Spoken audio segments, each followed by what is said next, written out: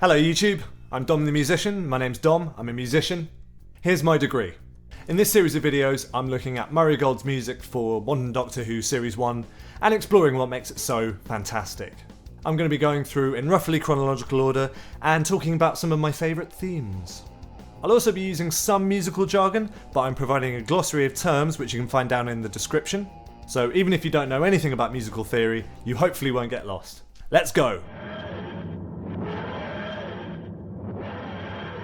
Now, I might be about to blow your mind, or I might be about to point out something that you noticed 17 years ago.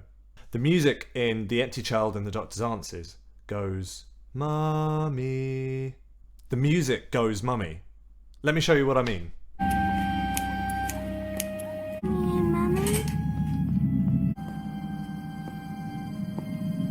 A little bit too professional. Didn't just drop in by accident then, did you? I think that's brilliant. Murray takes this soon-to-be iconic repeated phrase and works it into the score, so it feels like the child is everywhere, you know, he could be around the nearest corner. The music in this two-parter is very different from the series' other scores, especially in terms of texture. Usually Murray favours lush, orchestral pads, but here it's much more sparse and atmospheric, with occasional atonal stabs. Writing music for horror is less about big swelling orchestras and more about weird little chamber ensembles with polyphonic textures and melodies, creepy melodies coming at you from all directions with no rhyme or reason.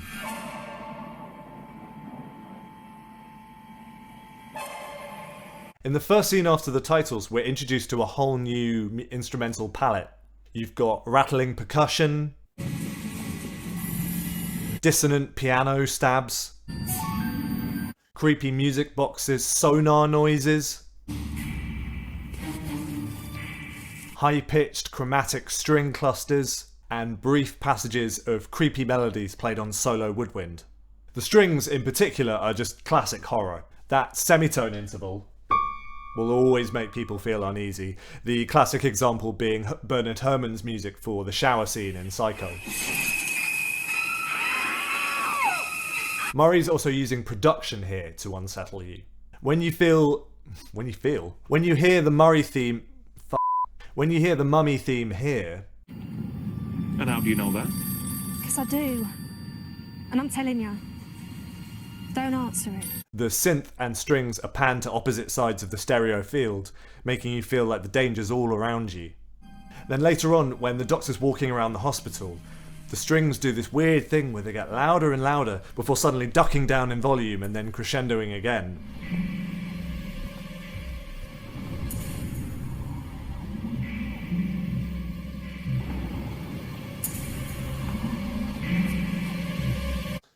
I've always found this scene terrifying because it sounds so unnatural for strings to do that. Like with the never-ending flute arpeggio in Father's Day, Murray's making the most of his budgetary limitations by using production techniques to do things that you couldn't do with just acoustic recording. What this effect reminds me most of is sidechain compression. You may not recognise the term, but you've definitely heard it being used at some point. It's a production technique used mostly in dance music, where you take one instrument, usually some kind of synth pad, and set it so that it ducks in volume whenever another instrument, usually the kick drum, exceeds a certain volume. So there's this subtle percussion hit which coincides with the strings ducking down to a lower level and then slowly building up again.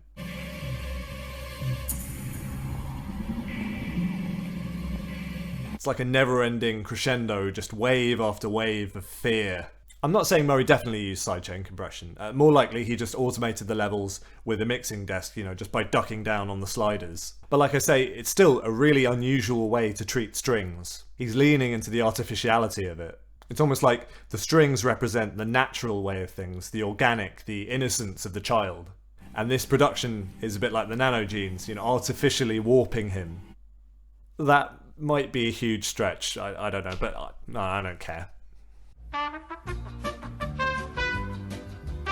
Oh boy, now it's time for some stupid observations. Did you know that if you take the notes of the melody when Captain Jack first shows Rose the nanogenes, they spell out the word bead? The air in here is full of them. Wow! Stupid observations. Did you know that the ominous 3-note bass line that plays over the cliffhanger is exactly the same as the chorus of the Björk song Army of Me? You're dead. Mommy.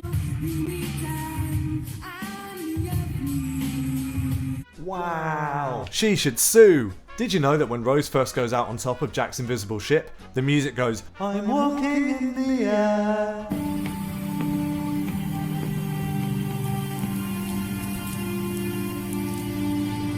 Did you know that this cue that plays when the kids are running out the house is kind of dumb and over the top? Okay, that's it. I don't have any more stupid observations to make. I'm not JXy. Okay, it's time to talk influences again. We've mentioned the Morricone influence, but today I want to talk about this bad boy. Arvo part. Arvo part. I don't know exactly. It's like Pert. Now, if you've seen There Will Be Blood or The Place Beyond the Pines, you might be familiar with a piece by him called Fratres.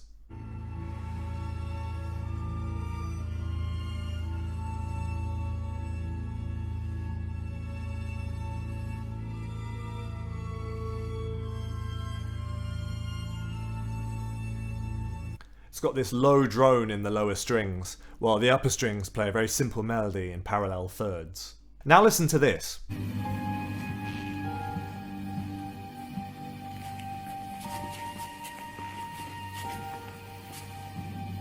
Pretty similar, huh? There's a bass drone on the tonic note G in the lower strings. This time the melody's in parallel sixths with the piano on the lower part.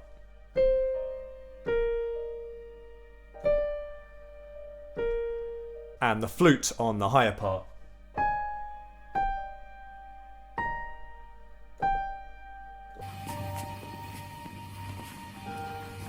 The only difference is there are also these middle range strings playing a D and E flat, which are a semitone apart, so they maintain the tension that we've had throughout the story. There's a great tonal ambiguity in this moment. Either we're in the key of G minor with the melody in the Phrygian mode, which is the same as the harmonic minor scale but with a flattened second.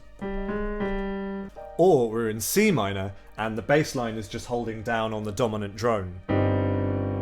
Either way, there's loads of unresolved tension, but it's also very mournful. You know, I feel bad for this kid being told to go to his room. And of course, if you listen to the melody again, Mummy is still there. Mummy. And if I ever get around to doing the Dr. Fools, I'll talk a little bit more about Arvo part and how Murray rips off Spiegel Spiegel. Right, let's skip forward to the climax of the story. Nancy has admitted that Jamie is her son. Jamie's broken through the gate with his zombie army. Definitely crunch time. Crunch time!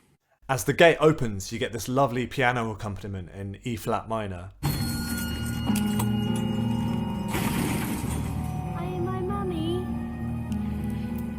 Going to keep asking Nancy.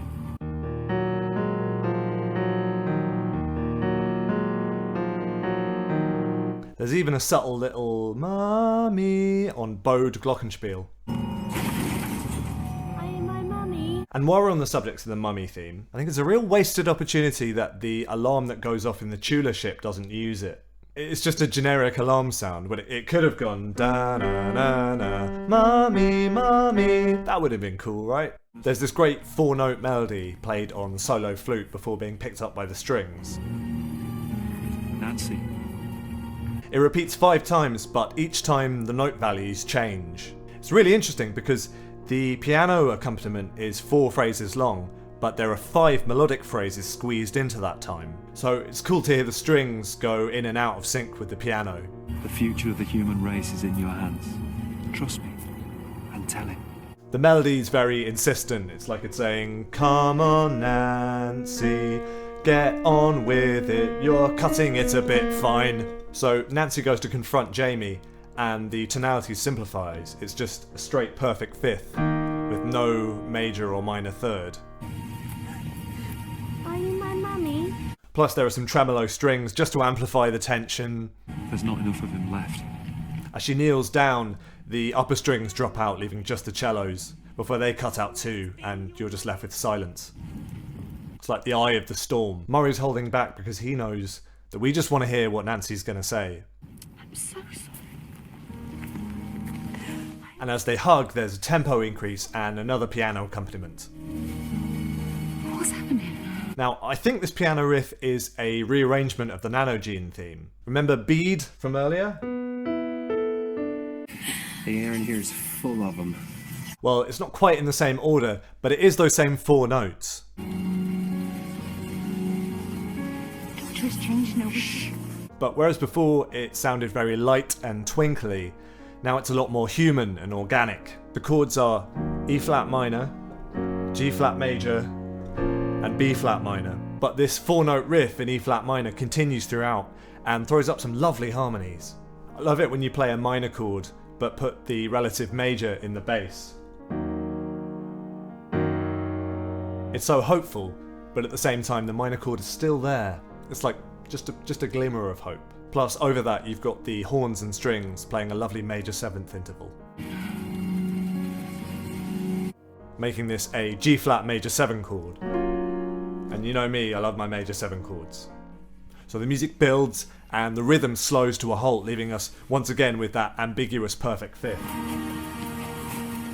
Oh, come on. Give me a day like this. Give me this one. Then there's a bell at this point to signify the end of the Nanogene process. I just like it because it sounds like a microwave going ding, finished. Anyway, fast forward a bit, the Doctor uses the Nanogenes to cure the other infected people, and we get this absolute banger. You want moves, Rose? I'll give you moves.